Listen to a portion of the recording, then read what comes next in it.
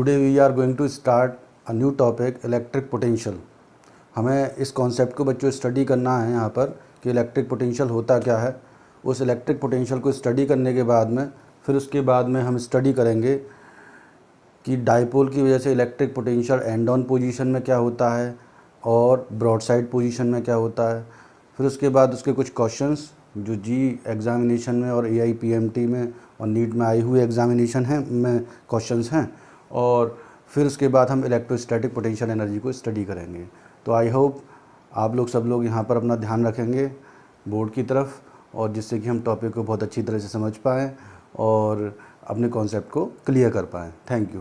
तो ये हमारे पास में दो कंटेनर हैं बच्चों। मैकेनिक्स से पहले मैं इस टॉपिक को जोड़ने की कोशिश करता हूँ कि ये दो कंटेनर हैं, एक का नाम A दे दिया and second one is B। These two container are connected with a small pipe, and in this small pipe there is a valve. You know the function of the valve?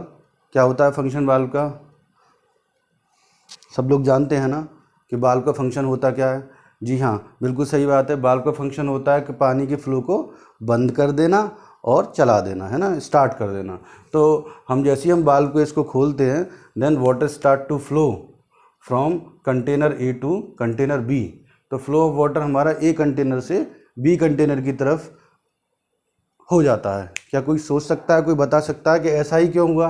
B container से A container की तरफ पानी का flow क्यों नहीं हुआ? ज़रा सोचिए। नहीं सोच पाए? चलिए मैं बताता हूँ कि कंटेनर A से कंटेनर B की तरफ ही पानी का फ्लो क्यों गया। क्योंकि कंटेनर A की में पानी का हाइट ज़्यादा है, और हाइट ज़्यादा होने से क्या फ़ायदा है कि इसके अंदर एक एनर्जी एसोसिएट हो जाती है। इसको कहते हैं हम पोटेंशियल एनर्जी। इस एनर्जी को कहा जाता है पोटेंशियल एनर्जी मेरे प्यारे बच्चों। और उसके बाद स्मॉल h की वैल्यू यहाँ पर दूसरे कंटेनर में है कम, इसीलिए यहाँ पर पोटेंशियल एनर्जी की वैल्यू क्या हो जाएगी? कम हो जाएगी। तो इसीलिए यहाँ पर पोटेंशियल एनर्जी ज़्यादा है, तो पोटेंशियल एनर्जी की वजह से एक एनर्जी एसोसिएट होती है जिसको कहते हैं हम प्रेशर एनर्जी। तो प्रेशर एनर्जी यहाँ पर ज़्यादा हो गई और यहाँ प्रेशर एनर्जी कम हो गई हाइट की वजह से।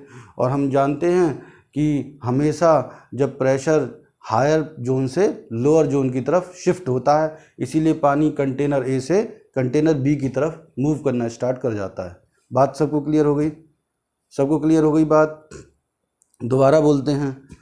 क्या बोला मैंने कि pressure energy in container A is greater then the pressure energy in container B। इसीलिए हमेशा प्रेशर एनर्जी का फंक्शनिंग ये है कि हमेशा हायर प्रेशर से लोअर प्रेशर की तरफ एनर्जी शिफ्ट होती है, और इस एनर्जी को शिफ्ट कराने के लिए यहाँ पे जो फ्लूइड है वो कौन सा है? हाँ, वाटर है। और वाटर हमेशा A कंटेनर से B कंटेनर की तरफ मूव करना स्टार्ट कर देता है। इसका आपने एग्जाम्पल भी देखा होगा अपने घरों में। ये एग्जाम्पल क्या होता है कि हम अपने घर में जब पानी की सप्लाई कराते हैं तो हम पानी के टैंक को ऊँचे से ऊँचे हाइट पर रखना चाहते हैं, इसीलिए पानी की जो टंकी है वो सबसे ऊपर हाइट पर रखी जाती है। ऊपर हाइट पर रखने से क्या होता है बच्चों? सोचिए ज़रा। ऊपर हाइट पर रखने से पानी के अंदर प्रेशर एनर्जी ज़्यादा बढ़ जाती है, और उस वजह से आपके बाल्ब में या टंकी में जो पानी आता है, जब आप टैप को खोलते हैं तो पानी बहुत तेज़ फ्लो के साथ बाहर निकलने लग जाता है। तो पानी के फ्लो को बढ़ाने के लिए हम टंकी को कहाँ रख देते हैं? ऊपर रख देते हैं। ठीक है, तो ये हमने इस टॉपिक को पहले मैकेनिक्स से कनेक्ट किया है। अब ज़रा यहाँ पर इलेक्ट्रोस्टैटिक्स में इस वाले टॉपिक को स्टडी करके देखते हैं। तो इलेक्ट्रोस्टैटिक्स में इस टॉपिक को कनेक्ट करके देखते हैं। तो मान लीजिए कि दिस इज़ अ कंडक्टर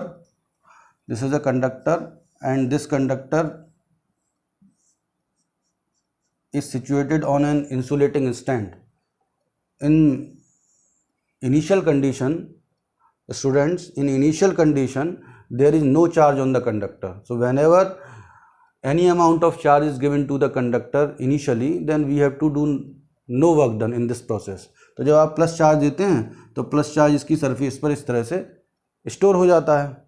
अब मैं चाहता हूँ कि अब इसका दूसरा वाला इसके ऊपर एक और चार्ज दिया जाए। मान लीजिए ये दो दोस्त थे, दो फ्रेंड्स थे, एक पहला चार्ज और एक दूसरा वाला फ्रेंड था प्लस DQ चार्ज। तो पहले वाला चार्ज तो कंडक्टर के ऊपर पहुंच गया, चढ़ गया सीढ़ी लगाकर, पर जब दूसरे वाला जो चार्ज आया तो पहले वाले चार्ज ने इसको क्या किया? अपोज किया। दोनों खेल रहे थे, एक दूसरे के साथ खेल रहे थे कि कौन पहले पहुँचे। तो जब पहले वाला चार्ज प्लस पहुँच गया तो उसने दूसरे वाले चार्ज को अपोज करना स्टार्ट कर दिया, क्योंकि वो खेल रहे थे, वो नहीं चाहता था कि दूसरा वाला चार्ज कंडक्टर ए पर आए।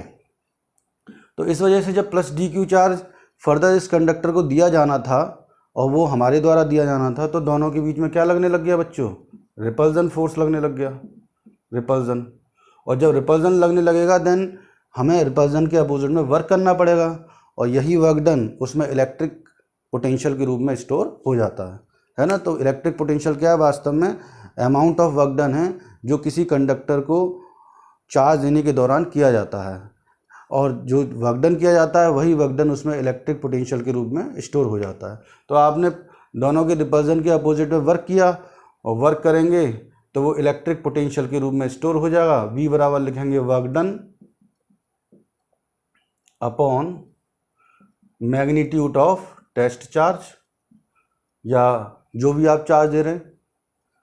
तो V बराबर वर्क डन है हमारे पास W, और टेस्ट चार्ज का मैग्नीट्यूड क्या होता है? Q नॉट, ये लिखा जाएगा। तो जब किसी कंडक्टर पर जैसे जैसे आप चार्ज बच्चों बढ़ाते जाते हो वैसे वैसे आपको ज़्यादा से ज़्यादा वर्क करना पड़ता है ना।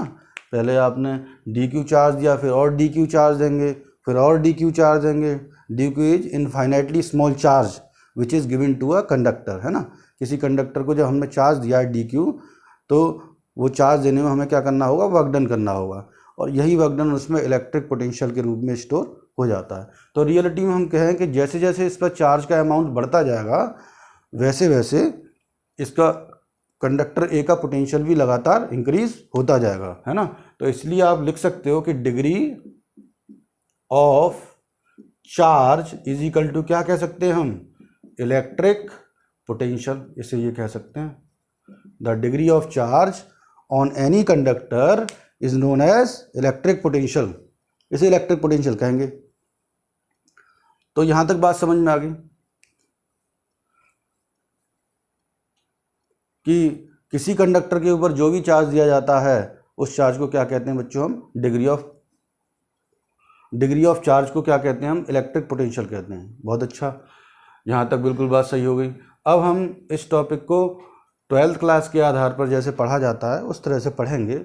अब तक तो मैंने छोटी छोटी क्लास में जो पढ़ाया जाता है उसके आधार पर इस टॉपिक को आपको कनेक्ट किया था, और रियलिटी में हमें यहाँ मालूम पड़ गया कि जैसे जैसे फर्दर हम किसी चार्ज को कंडक्टर को देते जाते हैं हमें एक्सटर्नल वर्क डन करना पड़ता है, और वही वर्क डन उसमें इलेक्ट्रिक पोटेंशियल के रूप में स्टोर हो जाता है। बिल्कुल सही बात। अब आगे चलते हैं। फिर यहाँ पर मान लीजिए कि यूनिफॉर्म इलेक्ट्रिक फील्ड दे रखा है, और ये किसकी वजह से है? एक सोर्स चार्ज की वजह से है जो कि O पॉइंट पर रखा हुआ है। सोर्स चार्ज की वजह से है जो O पॉइंट पर रखा हुआ है, and we have to take another charge up to the point P in this uniform electric field, है ना। ये this is the distance which is represented by small r। और जब हम किसी दूसरे चार्ज को जो कि कहाँ रखा हुआ है? इन्फिनिटी पर, इन्फिनिटी से किसी दूसरे चार्ज को हम P पॉइंट पर लेके आते हैं तो हमें पहले वाले चार्ज के अपोजिट में वर्क करना होता है, और जो वर्क डन करा जाता है वो वर्क डन इलेक्ट्रिक पोटेंशियल के रूप में स्टोर हो जाता है। तो जैसे जैसे आप फर्दर चार्ज को Q नॉट को पास लेके आते जाएंगे वैसे वैसे जो P पॉइंट पर जो पोटेंशियल की वैल्यू है वो लगातार इंक्रीज होती जाएगी। तो इसीलिए इलेक्ट्रिक पोटेंशियल V बराबर लिखा गया है work done upon magnitude of test charge, इसे ये लिखेंगे। वर्क डन है हमारे पास W, और मैग्नीट्यूड ऑफ टेस्ट चार्ज क्या आ गया? Q not. इसकी यूनिट होती है जूल, और चार्ज की यूनिट क्या हो गई? कूलम। तो इसकी यूनिट बच्चों क्या आ जाएगी? जूल पर कूलम, है ना। और इसकी डायमेंशन लिखना चाहें तो क्या लिखेंगे? वर्क की डायमेंशन होती है F/S से लगा सकते हैं, फर्स्ट ईयर में पढ़ा है ये, mL/T-K2। और चार्ज एक नई टर्म आप देख रहे हैं, चार्ज कोई फंडामेंटल यूनिट नहीं है, और क्योंकि ये फंडामेंटल यूनिट नहीं है इसीलिए इसकी डायमेंशन को हम करंट की डेफिनेशन से कैलकुलेट करेंगे, है ना। मेरे प्यारे बच्चों देखें करंट की वैल्यू क्या आएगी? I बराबर Q/T। तो Q बराबर क्या लिखा जाएगा? I × T। आई की जो डायमेंशन है वो कैपिटल ए हो जाएगा और टाइम का डायमेंशन ए टी हो जाएगा, इसलिए चार्ज का डायमेंशन क्या आ जाएगा, ए इंटू टी। तो चार्ज का डायमेंशन यहाँ पर बिल्कुल ए इंटू टी आ गया। यहाँ वैल्यू पुट की जा सकती है, तो जब ये वैल्यू ऊपर वाली इक्वेशन में पुट करेंगे तब ये लिखा जाएगा ए इंटू टी। तो यहाँ सॉल्व करें, टी की पावर 1 ऊपर जाकर क्या हो जाएगा, -1। तो इसीलिए एम एल टू टी की पावर -3 और ए की पावर -1। सबको आ गया है ये। सॉल्यूशन देख लें, मैथमेटिक्स का यूज़ किया है, नीचे से ऊपर पावर को ले गए बस, और पावर को एडजस्ट करने के बाद में हमने डायमेंशन फार्मूला पोटेंशियल का कैलकुलेट करके लिख लिया है। इसकी एक और डेफिनेशन बना सकते हैं बच्चों इसी फार्मूले से। एक और डेफिनेशन कैसे बनेगी ज़रा देखते हैं। तो हमारे पास में फार्मूला है V बराबर W/Q0। तो ज़रा डेफिनेशन बनाते हैं, चुटकियों में डेफिनेशन बनाएंगे, जैसे फार्मूला लिखा हुआ है उसी तरह से डेफिनेशन बन जाती हैं। इफ़ Q0 बराबर क्या लगाएं हम, 1 कूलाम लगाएं, देन V बराबर क्या लिखा जा सकता है, W। बन गई साहब डेफिनेशन। डेफिनेशन क्या है कि 1 कूलाम चार्ज को इन्फिनिटी से इलेक्ट्रिक फील्ड के अंदर किसी पॉइंट तक लाने में जो भी वर्क डन होगा उस वर्क डन को इलेक्ट्रिक पोटेंशियल कहेंगे। दोबारा बोलता हूँ, electric potential is numerically equal to the work done. Electric potential is numerically equal to the work done which is required to take a test charge of 1 coulomb from infinity to any point in the electric field। नहीं आई बात समझ में, दोबारा बोलते हैं। Electric potential is numerically equal to the work done which is required to take a 1 coulomb charge from infinity to any point in the electric field. तो इस तरह से हम डेफिनेशन बना सकते हैं कुछ स्पेशल कंडीशन लगाते हुए, है ना। इसकी यूनिट 1 वोल्ट भी हो सकती है यदि आप W बराबर 1 जूल रखें और Q is equal to 1 coulomb रखें। तो कैसे 1 वोल्ट की डेफिनेशन लिखी जाएगी देखते हैं।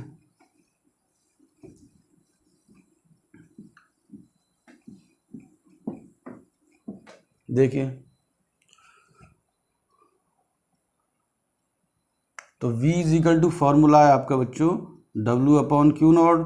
तो इफ़ Q0 बराबर लगाएं 1 coulomb and W is equal to लिखें 1 जूल, तो V बराबर क्या लिखा जाएगा, 1/1 इज इक्वल टू 1 वोल्ट। कोई बच्चा डेफिनेशन बता सकता है इसकी? जैसे पहले डेफिनेशन मैंने बताई है उसी तरह से यूज़ करना है हमें स्टेटमेंट को। डेफिनेशन आप रटेंगे नहीं, अपने आप ही बनाएंगे जैसे बताया जा रहा है।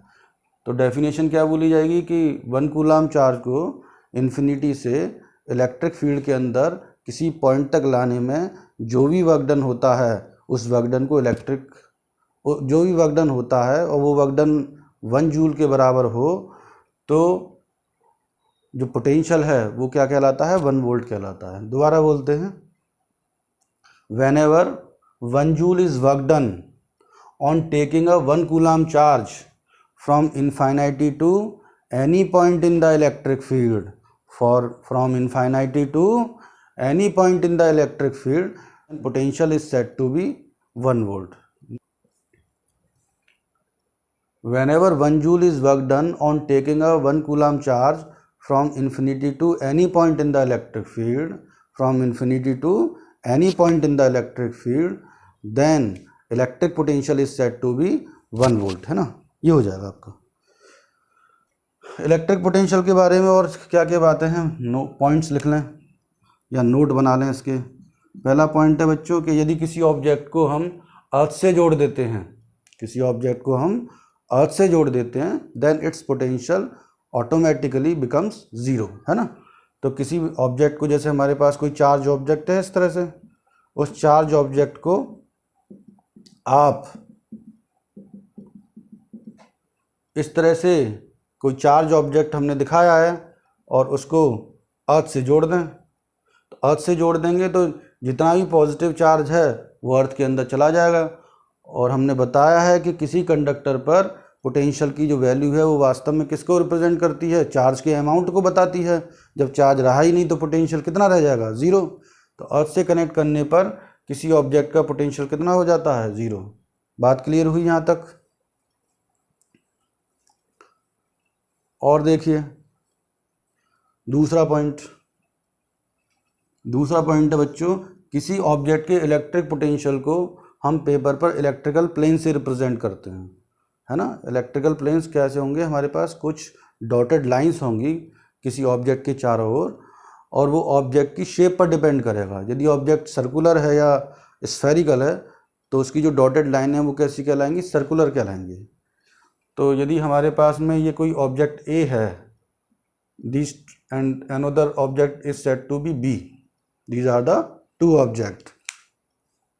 तो ऑब्जेक्ट ए और ऑब्जेक्ट बी दोनों ही कैसी हैं, आइडेंटिकल हैं। और आइडेंटिकल हैं तो जब भी आप इनके पोटेंशियल को दिखाना चाह रहे हो तो मैंने ऐसे करके रेड कलर की लाइन से, डॉटेड लाइन से शो किया इसके पोटेंशियल को। ऑब्जेक्ट बी के पोटेंशियल को भी मैंने रेड कलर की लाइन से शो किया है, कर्व से शो किया है। Whenever these two conductor are joined with a wire of negligible resistance, then the charge start from the conductor A to the conductor B till the potential of the both conductor become same. तो जो ये वाले जो red colour की जो lines दिखाई हैं वो किसको बता रही हैं, इलेक्ट्रिकल प्लेन्स को बता रही हैं। यहाँ पर ए कंडक्टर पर इलेक्ट्रिकल प्लेन्स की संख्या ज़्यादा है और बी कंडक्टर पर इलेक्ट्रिकल प्लेन्स की संख्या है कम। यहाँ पर 2 है और यहाँ पर सिर्फ 1 है, इसीलिए आप कह सकते हैं कि the potential of conductor A is greater than potential of conductor B. और यदि आप दोनों को किसी वायर से जोड़ देंगे तो हमेशा हायर पोटेंशियल से लोअर पोटेंशियल की तरफ चार्ज का फ्लो स्टार्ट होने लग जाएगा। जैसा कि अभी थोड़ी देर पहले हमने मैकेनिक्स वाले टॉपिक में भी बताया था कि किस तरह से हम पानी के फ्लो को जज कर सकते हैं कि कौन से कंटेनर से किस कंटेनर की तरफ पानी का फ्लो होगा। किसी ऑब्जेक्ट का इलेक्ट्रिक पोटेंशियल इन्फिनिटी पर 0 होता है। तो हमारे 3 पॉइंट हमने बता दिए इलेक्ट्रिक पोटेंशियल के बारे में। पहला पॉइंट बताया मैंने, पहला पॉइंट कौन सा था कि whenever an object is connected to the earth then its electric potential becomes 0। Second point बताया बच्चों मैंने कि the electric potential of an object is represented by the electrical planes. बिल्कुल सही बात है, इलेक्ट्रिकल प्लेन्स जितने ज़्यादा होंगे किसी ऑब्जेक्ट का पोटेंशियल भी उतना ही ज़्यादा होगा। बहुत अच्छे, बहुत बढ़िया। फिर उसके बाद तीसरा पॉइंट मैंने ये बताया कि यदि किसी ऑब्जेक्ट को हम इन्फिनिटी पर ले जाएं तो उसका इलेक्ट्रिक पोटेंशियल क्या हो जाता है, 0। ये भी बहुत अच्छी बात है। इन तीनों ही पॉइंट्स का यूज़ हम आगे चल के अगले वाले टॉपिक्स में करेंगे और भी टॉपिक्स इससे ही डिराइव किए जाएंगे। यहाँ तक किसी को कोई बात समझ में ना आई हो तो पूछ लें।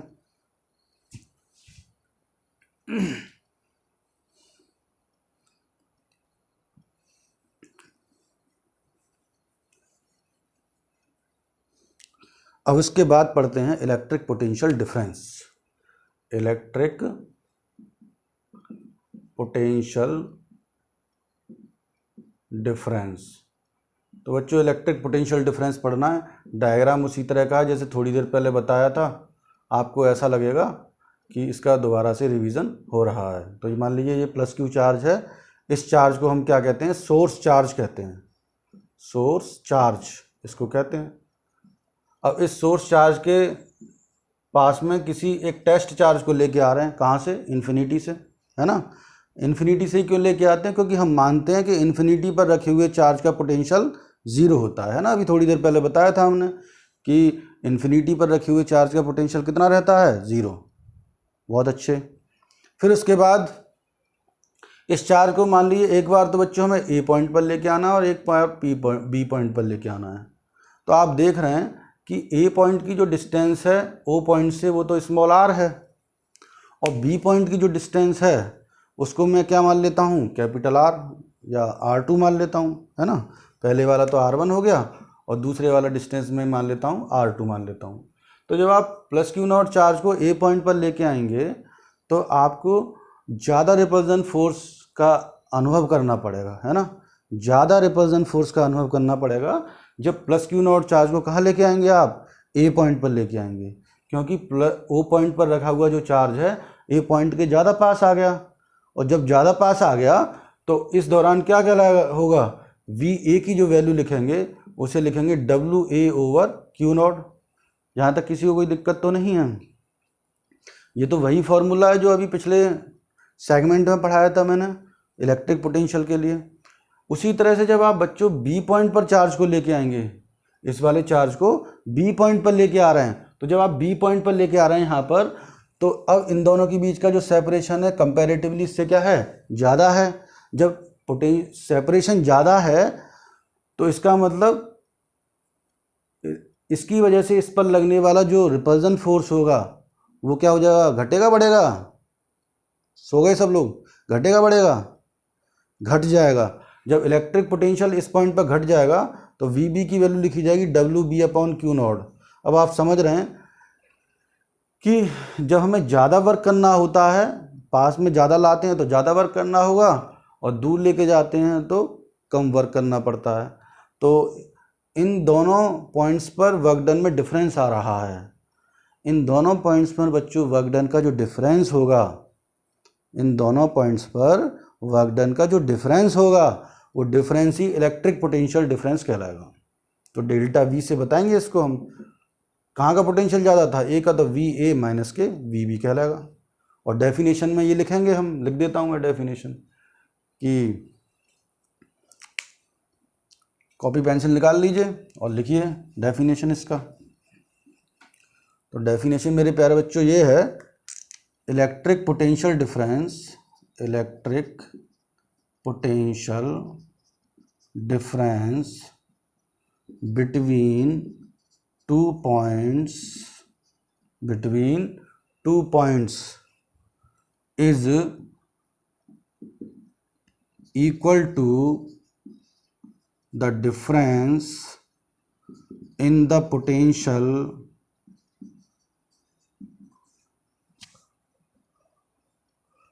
between these two points।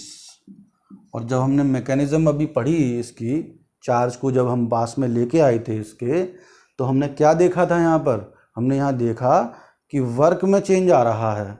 जब हम चार्ज को ज़्यादा पास लेके आ रहे हैं तो वर्क ज़्यादा करना पड़ रहा है, और जब दूर लेके जा रहे हैं तो वर्क कम करना पड़ रहा है।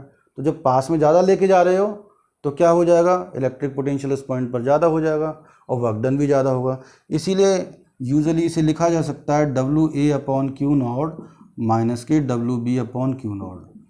और W A minus W B solve करने के बाद में आएगा 1 अपॉन क्यू नॉट, आपने कॉमन ले लिया। तो रियलिटी में इलेक्ट्रिक पोटेंशियल डिफरेंस क्या है, इलेक्ट्रिक पोटेंशियल डिफरेंस वास्तव में दो पॉइंट्स पर वर्क डन का डिफरेंस है, जो किसी टेस्ट चार्ज को इन्फिनिटी से उन दो पॉइंट्स पर लेके आने में करना पड़ता है। Is that clear? इसे लिख लेंगे।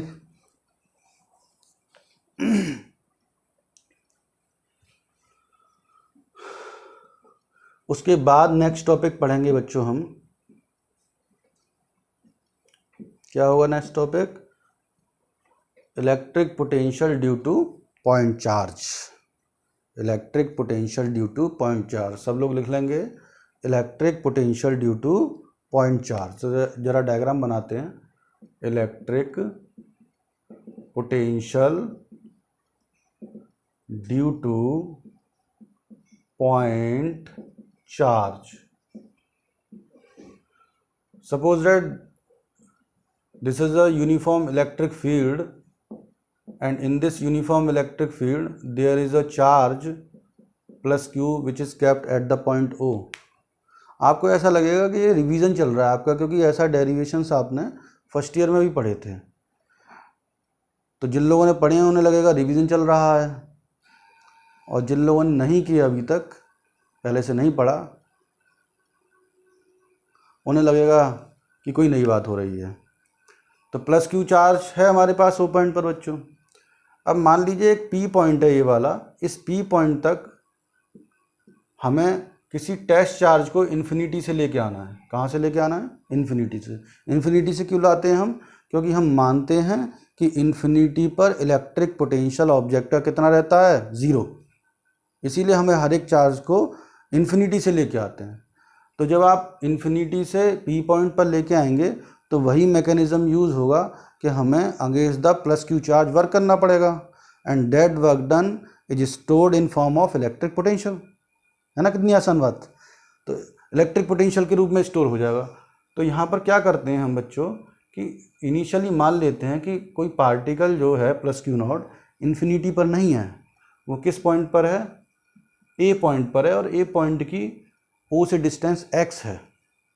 क्योंकि हमें एक डिफरेंशियल इक्वेशन बनानी होगी इस फॉर्मूले को ड्राइव करने के लिए, और एक फाइनाइट टर्म बनाने के लिए हमें क्या करना होगा, एक फाइनाइट पॉइंट बनाना पड़ेगा, ए पॉइंट, जिसकी ओरिजिन से जो डिस्टेंस है वो कितना है, स्मॉल एक्स।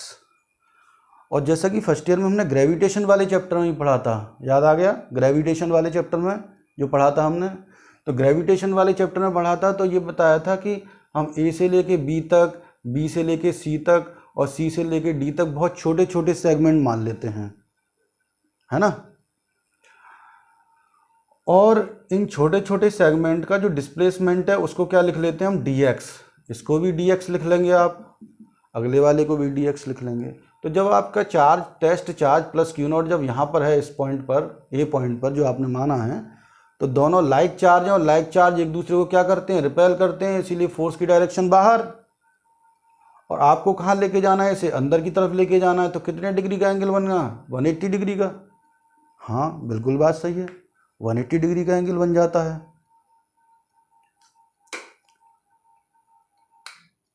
और 180 डिग्री का जब एंगल बन जाता है तो ऐसी कैलकुलेशन तो हम बहुत टाइम से करते आ रहे हैं, पिछले वाले क्लासेस में भी बहुत हुई हैं। ये तो बहुत आसान टॉपिक बन जाएगा हमारे लिए, ऐसा लगेगा दोबारा रिवीजन चल रहा है। तो देखो मेरे प्यारे बच्चों, D W is equal to force, D W is equal to लिखा जाएगा तो इसको लिखेंगे एफ डॉट डी एक्स, और इसे सॉल्व करेंगे तो ये आएगा F into D x into cos 180 degree. दोनों के बीच का एंगल कितना है, 180 डिग्री है। अब इनको सॉल्व करेंगे तो कॉस 180 की वैल्यू होती है -1, तो ये आ जाएगा माइनस के F into D x. Is that clear, या ऑल क्लियर? सबको बात समझ में तो आ रही है, गुड। तो minus F into D X आ जाएगा मेरे प्यारे बच्चों। अब इन दोनों के बीच में फोर्स की जो वैल्यू लिखूं मैं, तो कूलाम के लॉ से लिखी जा सकती है, 1/4 पाई एप्सिलॉन नॉट, क्या लिखेंगे, Q into Q not upon distance दोनों के बीच का कितना है, एक्स स्क्वायर। वेरी गुड, ये आ जाएगा। अब क्या ये फॉर्मूला हमारा उन वाले क्वेश्चंस की तरह से या पिछले वाले टॉपिक की तरह से नहीं बन गया जिसमें एक्स के रेस्पेक्ट में इंटीग्रेशन करना है हमें? और क्या मेरे बच्चों हमें लिमिट नहीं पता कि चार्ज को इन्फिनिटी से लेके आ रहे थे और कहाँ तक लेके जा रहे थे, आर तक? हाँ बिल्कुल बात सही है, ये तो पहले ही वाला फार्मूला बन गया सर। तो इसको इंटीग्रेट कर देते हैं, करके देखते हैं। तो integration of D W, integration of minus के 1/4 pi epsilon not Q into Q not over x square into D x. यहाँ पर वर्क डन 0 से लेकर W लिखते हैं, बिल्कुल ठीक है। लिमिट इन्फिनिटी से कहाँ तक लाए थे, P तक, तो लोअर लिमिट यहाँ इन्फिनिटी लिखते हैं और अपर लिमिट R लिखते हैं, बिल्कुल ठीक है। अब करना क्या है, x की पावर 2 को ऊपर जाकर -2 हो जाएगी ये, और इसका इंटीग्रेशन कर देंगे हम आसानी से x की पावर n वाले फॉर्मूले से। पूरी फिजिक्स में जितने भी हम डेरिवेशन कर रहे हैं 99% केसेस में फॉर्मूला कौन सा आ रहा है, x की पावर n वाला इंटीग्रेशन के लिए। तो बहुत आसान बन जाएगा ये डेरिवेशन। तो डी डब्ल्यू का इंटीग्रेशन करेंगे तो बच्चों W आ जाएगा 0 से लेके W तक। इंटीग्रेशन x के रेस्पेक्ट में करना है तो 1/4 पाई एप्सिलॉन नॉट को बाहर ले जाएंगे, एज ए कांस्टेंट की तरह ट्रीट करेंगे। Q इंटू क्यू नॉट को भी बाहर ले जाएंगे, और x की पावर -2 का इंटीग्रेशन करेंगे तो x की पावर -2 + 1 ओवर -2 + 1। कोई दिक्कत वाली बात नहीं है यहाँ तक। W ऊपर लगा देंगे, ये 0 आ जाएगा बच्चों। माइनस के 1/4 pi epsilon not Q into Q not, इसको मेरे प्यारे बच्चों -1/x लिख लेंगे। यहाँ तक कोई शक, सवाल, शंका किसी को, जिसको कुछ नहीं आया हो यहाँ तक? बहुत आसान है, जैसे हम पहले वाले डेरिवेशंस में भी कर चुके हैं, टॉपिक्स में कर चुके हैं, उसी का शायद रिवीजन ही लग रहा है मुझे तो, है ना। तो W में से 0 जाएगा तो W बचेगा, माइनस बाहर ले लेंगे तो plus 1/4 pi epsilon not Q into Q not 1/x infinity से लेके R तक। Very good. तो अब यहाँ पर 1/4 pi epsilon not Q into Q not over 1/R minus के 1/इन्फिनिटी आ जाएगा। 1/इन्फिनिटी का मतलब कोई बता सकता है कितना होता है? सोचिए, 1/इन्फिनिटी का मतलब क्या होता है? हाँ, 0 होता है, बिल्कुल सही बात है। तो 1/4 pi epsilon not Q into Q not upon R। तो क्या ये मेरा वर्क डन नहीं आ गया बच्चों? बिल्कुल आ गया है, ये वर्क डन मेरा बच्चों आ गया। तो अब मेरे लिए अब कोई मुश्किल वाली बात रह जाती है डेरिवेशन में? नहीं सर, बिल्कुल नहीं रहती, क्योंकि लास्ट वाले टॉपिक में हमने V बराबर W/Q0 पढ़ाया था। W पुट कर लेंगे बच्चों, तो ये आंसर आएगा 1/4 pi epsilon not Q into Q not upon R upon Q not से क्यू नॉट कट जाएगा आपका। तो पोटेंशियल क्या आ जाएगा? 1/4 pi epsilon not Q upon R। अरे ये तो बड़ा आसान सा फॉर्मूला आ गया, ये तो कुछ इलेक्ट्रिक फील्ड की तरह ही आ गया। रुको रुको रुको, अभी नहीं। इलेक्ट्रिक फील्ड जो था, इलेक्ट्रिक फील्ड में यहाँ आता था R², और फोर्स वाले, कूलम वाले फोर्स में क्या आते थे? यहाँ 2 चार्ज आते थे, Q1 Q2। तो बहुत बहुत माइनर डिफरेंस है, सबको ध्यान से देखेंगे, याद करेंगे, इसे लिख लेंगे, फिर आगे बढ़ते हैं।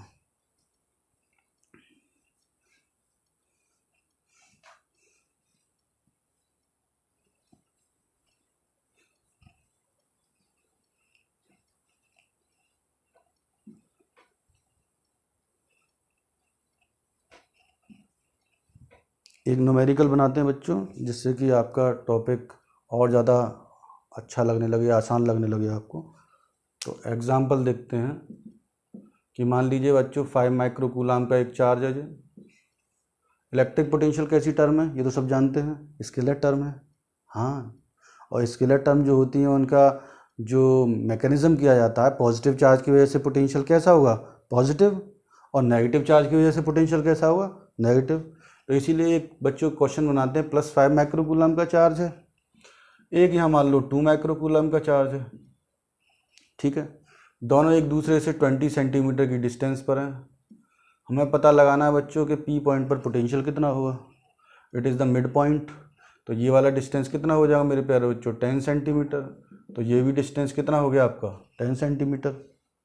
दोनों ही 10 सेंटीमीटर हो गए। तो एक बार तो पॉजिटिव चार्ज की वजह से यहाँ पोटेंशियल निकाल लेंगे, और एक बार दूसरे वाले पॉजिटिव चार्ज की वजह से पोटेंशियल निकाल लेंगे, क्योंकि हमने तो पहले से करते आ रहे हैं कि क्या कॉम्बिनेशन ऑफ चार्ज होते हैं।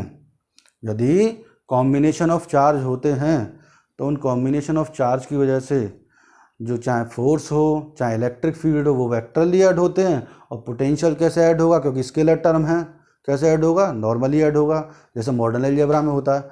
तो इस तरह से हम देखते हैं, इसे सॉल्व कर सकते हैं।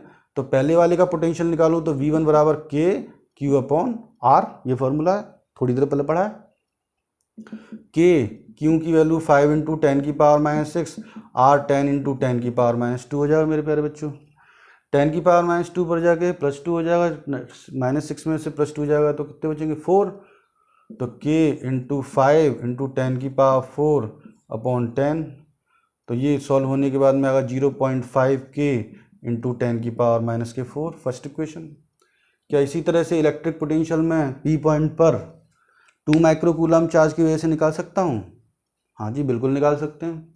जैसे कि हमारे पास +Q चार्ज के लिए निकाला था, उसी तरह से हम दूसरे वाले 2 माइक्रो कूलम का जो चार्ज है, जो B पॉइंट पर रखा हुआ है, उसकी वजह से भी निकाल सकते हैं। क्या दिक्कत वाली बात है इसमें? तो इसी तरह से देखेंगे तो V2 बराबर लिखेंगे K Q अपॉन R।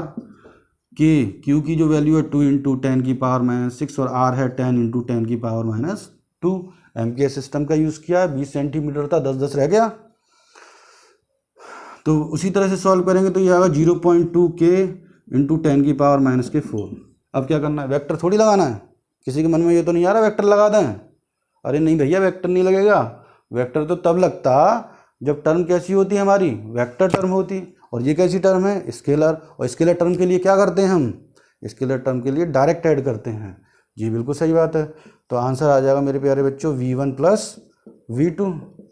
तो 0.5 K इंटू 10 की पावर -4 प्लस 0.2 K इंटू 10 की पावर -4, जोड़ूंगा तो कितना आएगा, ये आएगा 0.7 K इंटू 10 की पावर -4। K की वैल्यू 1/4 पाई एप्सिलॉन नॉट है और इसकी वैल्यू हम पहले ही कर चुके हैं।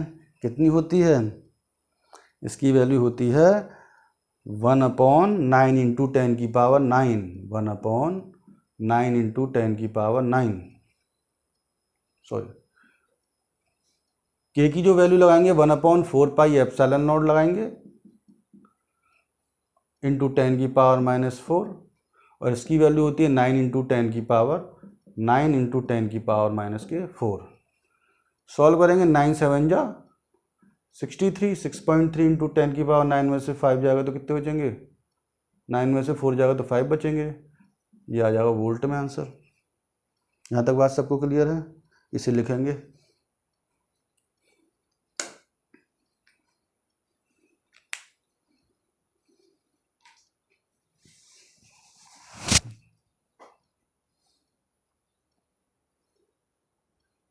बच्चों कुछ जो टॉपिक्स, जैसे ये हमारे पास इलेक्ट्रिक पोटेंशियल हमने कंप्लीट किया है, उसका हमने ये न्यूमेरिकल बनाया।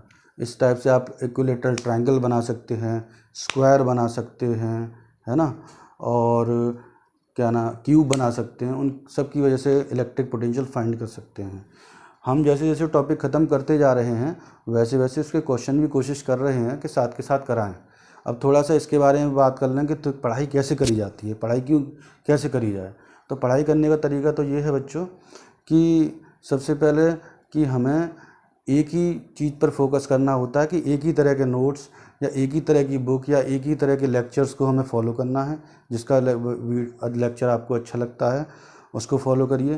फिर उसके बाद आपको कोई एक किताब जो या कोई एक जो हमारे पास में कंपटीशन की बुक हो चाहे एकेडमिक की बुक हो, उस पूरी बुक को थॉरली कंप्लीट करना होता है हमें।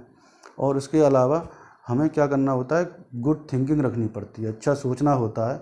क्योंकि जब आप अच्छा सोचते हैं और सुबह जल्दी उठना होता है, जब आप सुबह जल्दी उठते हैं, मान लीजिए 4:30-5 बजे उठते हैं मेरे प्यारे बच्चों, और 4:30-5 बजे उठने के बाद में जब पढ़ना स्टार्ट करते हैं तो इसके लिए भी एक साइंटिफिक अप्रोच है, साइंटिफिक मतलब इसका लॉजिक है कि whenever you woke up in the morning then there are electromagnetic wave which are produces by the neurons of your mind, है ना। तो आपके जो माइंड में न्यूरॉन्स होते हैं वो इलेक्ट्रोमैग्नेटिक वेव प्रोड्यूस करते हैं, ये पता है आपको। और इलेक्ट्रोमैग्नेटिक वेव्स जो हैं जब सुबह के टाइम में जब आकाश साफ़ होता है तो स्पेस में जाती हैं, और स्पेस में जाने के बाद जो आकाशीय पिंड होते हैं जिनको प्लैनेट्स होते हैं, प्लैनेट से टकराने के बाद में दोबारा वापस लौट के आती हैं। ये बिल्कुल चमत्कारिक बात है। और जब दोबारा वापस लौट के आती हैं तो जो पिंडों से लौटने के बाद में, प्लैनेट से लौटने के बाद में जो एनर्जी मिलती है बच्चों, वो एनर्जी कई गुना ज़्यादा मिलती है। इसीलिए हमारा जो शरीर है वो ऊर्जा से ओतप्रोत हो जाता है, ऊर्जा से भर जाता है, और हमें बहुत पॉजिटिव एनर्जी मिलती है। जब हमें पॉजिटिव एनर्जी मिलती है तो हमारा काम करने में मन लगता है, थोड़ा सा वर्क करके ही हमें ज़्यादा रिजल्ट्स मिलने लग जाते हैं। तो इसीलिए कोशिश करिए कि सुबह उठ के ज़रूर पढ़ें और योगा ज़रूर करें, है ना। अपने दिमाग को शांत रखें, और पढ़ने के दौरान ऐसा ना करें कि 5-5 घंटे का सेशन एक साथ दे रहे हैं। आधा घंटे का 45 मिनट का सेशन लें, पानी पी लें, फिर 3-4 मिनट का रिलैक्स लें, फिर दोबारा स्टार्ट करें। इस तरह से पढ़ाई को कंटिन्यू करें। Thank you very much.